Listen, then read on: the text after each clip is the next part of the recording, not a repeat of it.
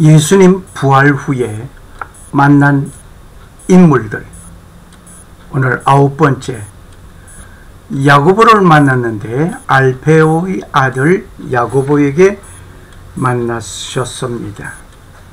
그 후에 야고보에게 보이셨으며 그 후에 모든 사도에게 와. 고린도전서 15장 7절을 참고하시겠습니다. 오늘 이곳에 오신 여러분에게 드리는 귀한 선물입니다. 여기 촛불들은 선물로 드리겠습니다. 촛불을 드리는 이유는 촛불은 밝기도 작습니다. 바람이 불면 꺼지기도 합니다. 그러나 촛불을 드립니다. 등불이 하나일 때 꺼지게 되면 암흑한 순간이 됩니다. 하나보다는 둘이 있으면 셋이 있다면 더 밝습니다. 만일 더 많이 켜져 있다면 더 밝은 것을 보게 됩니다.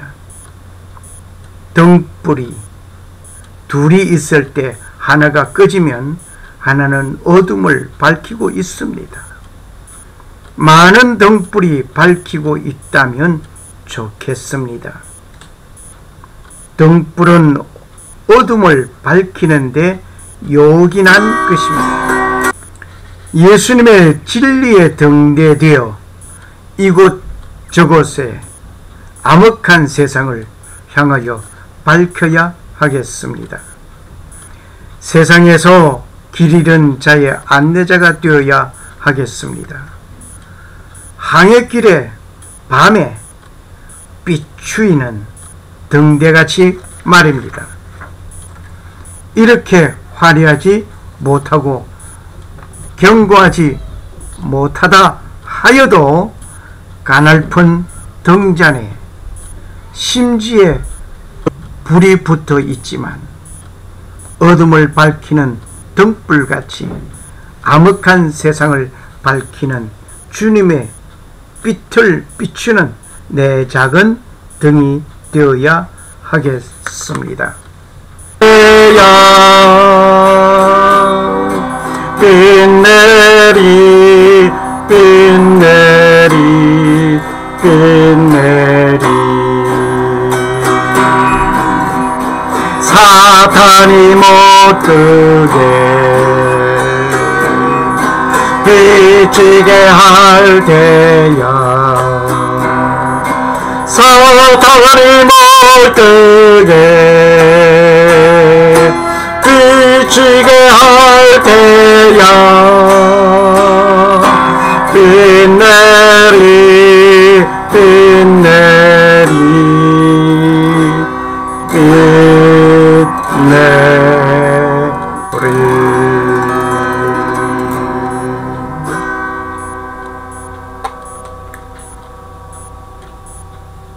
예수님께서 말씀하셨습니다. 산 위에 있는 동네가 숨겨오지 못할 것이요 사람이 등불을 켜서 발 아래 두지 아니하고 등경 위에 두나니 이러므로 집안 모든 사람에게 비치느니라. 이같이 너희 빛을 사람 앞에 비치게 하여 저희로 너희 착한 행실을 보고 하늘에 계신 너희 아버지께 영광을 돌리게 하라.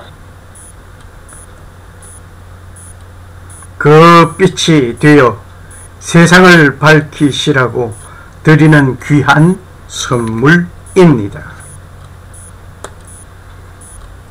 부활하신 예수님은 한 백부장이 나와 간구하여 가로되 주여 내 아인이 중풍병으로 집에 누워 몹시 괴로워하나이다. 가라사대 내가 가서 고쳐주리라. 백부장이 대답하여 가로되 주여 내 집에 들어오심을 나는 감당치 못하겠사오니 다만 말씀으로만 하옵소서. 그러면 내 아인이 낫겠나이다. 나도 남의 수하에 있는 사람이요 내 아래도 군사가 있으니 이더러 가라 하면 가고 저더러 오라 하면 오고 내 종도로 이것을 하라 하면 하나이다. 예수께서 들으시고 기여겨 쫓는 자들에게 이르시되 내가 진실로 너희에게 이르노니 이스라엘 중 아무에게서도 이만한 믿음을 만나보지 못하였노라. 부활하신 주님은 가지 아니한 곳이 있습니다. 예수님께서 이스라엘 중에 아무에게도 이만한 믿음을 만나보지 못하였다고 칭찬을 아끼지 아니한 곳이 있었습니다. 예수님께서 칭찬을 아끼지 아니한 곳 가버나움 백부장의 집이 있었습니다. 백부장은 자기 집에 있는 하인이 중풍병으로 집에 누워 있습니다. 몹시 괴로워하는 것을 두고 예수님에게 왔습니다. 내 하인의 병을 고쳐 주시기를 원하는 마음으로, 믿음으로 왔습니다. 예수님께서 백부장에게 말씀하십니다. 네 믿음대로 될지어다. 백부장은 예수님께서 내 하인의 병을 고쳐주실 것을 믿었습니다. 그 믿음으로 달려왔습니다. 그 믿음이 백부장에게 응답되었습니다.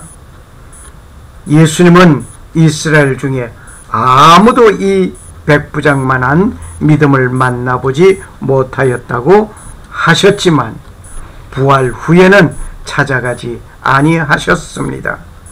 12년 동안 혈루증으로 앓던 여자를 고쳐주셨습니다. 그리고 두 소경의 눈을 만지고 저의 믿음대로 되라고 하셨습니다. 두 소경은 그들의 믿음대로 눈이 밝아졌습니다. 예수님은 부활 후에 그를 만나 볼만한데도 가시지 아니하셨습니다. 귀신 들려 벙어리 된 자를 고쳐주셨습니다. 귀신 들려 벙어리 된 자를 고치신 사건으로 인하여 귀신의 왕을 빙자하여 귀신을 쫓아낸다고 유언비어가 있던 그곳에도 가지 아니하셨습니다. 그들은 가당치 아니한 말들을 가지고 나를 모함하고 증오하고 갖가지 유언비어로 나를 힘들게 하고 결국 죽였지만 나는 이렇게 다시 부활하여 왔노라 하실만 하지만 예수님은 가시지 아니하셨습니다. 부활하신 예수님은 만난 인물이 있습니다. 그 후에 야고보에게 보이셨으며 예수님은 알페오의 아들 야고보를 만나셨습니다. 그 후에 야고보에게 보이셨으며 그 후에 모든 제자에게와 고린도전서 15장 7절의 말씀을 봅니다. 예수 그리스도의 12제자 가운데 한 사람이었습니다. 야고보라는 이름은 발꿈치를 잡다라는 뜻입니다. 또 다른 사도인 세베대의 아들 야고보와 동명이인이라는 혼동을 피하기 위하여 흔히 작은 야고보, 소야고보라고 부르고 있습니다. 야고보는 알페오와 마리아 사이에 태어난 아들이며 예수님의 12제자 중 한 명이라는 것 외에는 그의 행적이 알려져 있지 않습니다. 야고보의 어머니 마리아는 예수 그리스도의 어머니인 성모 마리아와 친척 관계이므로 야고보 역시 예수와 혈통이 이어져 있기 때문에 친척으로 봅니다. 때문에 그는 예수의 형제로 알고 있습니다. 이는 목수의 아들이 아니냐. 그 모친은 마리아, 그 형제들은 야고보, 요셉, 시몬, 유다라 하지 않느냐. 예수님의 형제 야고보로 알고 있습니다. 신약 성경에서는 그에 관한 언급이 별로 없습니다. 전승에 의하면 그는 어려서부터 신앙심이 두터워 엄격하고 경건한 수양 생활을 하였기 때문에 고기와 술을 일절 입에 대지 아니하였다고 합니다. 외모를 가꾸지 않았고 그 겉옷과 양토만 몸에 걸치고 맨발로 돌아다녔다고 합니다. 오랜 기도 생활을 함으로 그의 무릎은 낙타의 발바닥처럼 되었다고 합니다. 또한 유대인으로서 율법도 하루도 거르지 않고 잘 준수하였다고 합니다.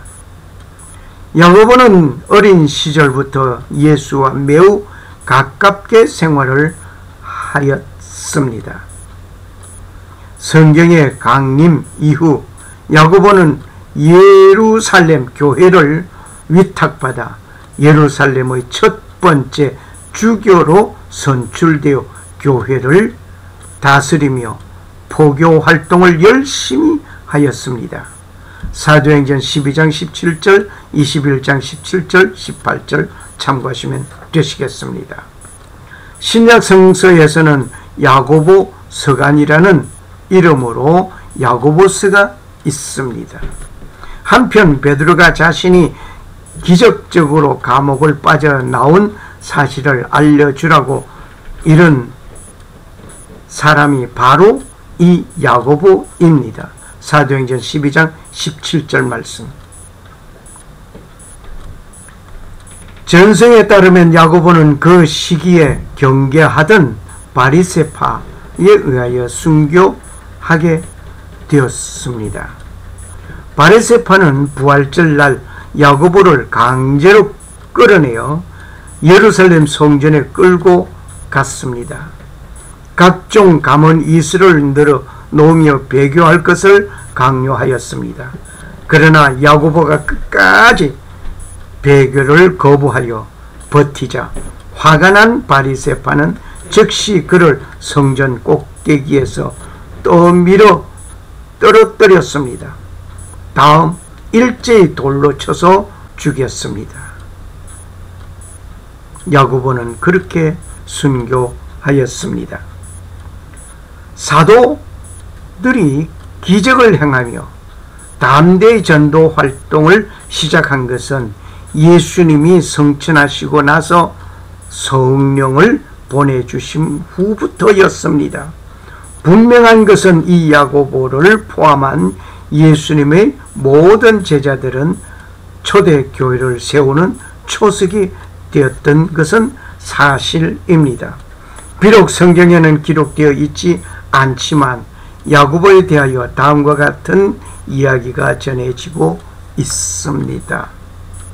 야고보는 갈릴리 호수의 서북쪽에 위치한 해안도시 가버나움에서 태어났습니다.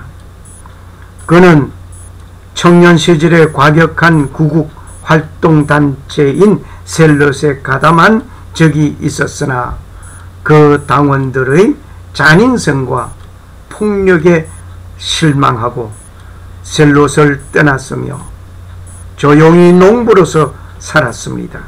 그때 야고보는 예수님을 만나고 곧 제자가 되었습니다. 그는 예수님의 성천하시고 성령을 받은 후 시리아에 가서 전도 활동을 하였습니다. 고대 시리아의 초대교회는 사도 시절에 예루살렘 교회에 그 뿌리를 두고 있었으며 야고보는 시리아 초대교회의 최초의 목회자로서 열심히 전도 활동을 하였습니다. 사도 야고보 역시 결국에는 기독교를 박해하는 유대인들에 의하여 돌에 맞아 순교하였으며 그의 시신은 예루살렘 성전 옆에 묻혔습니다.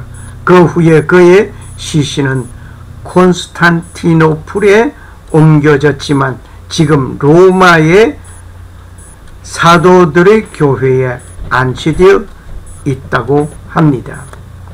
요한계시록에서는 다음과 같은 글이 있습니다.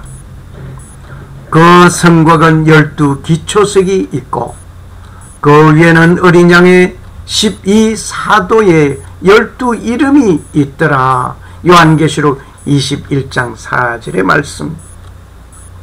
알페오의 아들 야고보는 새 예루살렘의 성곽에 그 이름을 올려놓는 영광스러운 삶을 살았던 사도였습니다. 예수님은 알페오의 아들 야고보를 만났습니다. 그 야고보는 성경 기록에는 미미하지만 초대교회의 설립의 밑거르트기가 되었습니다. 어느 역사 기록지에 기록되고 아니 된 것이 중요하지 않습니다. 나의 삶이 부활의 주님을 만나 그 분이 원하시는 일꾼의 삶을 살아가는가입니다. 단체로 만났던 개인으로 만났던 부활의 주님을 만나야 하겠습니다. 감사합니다.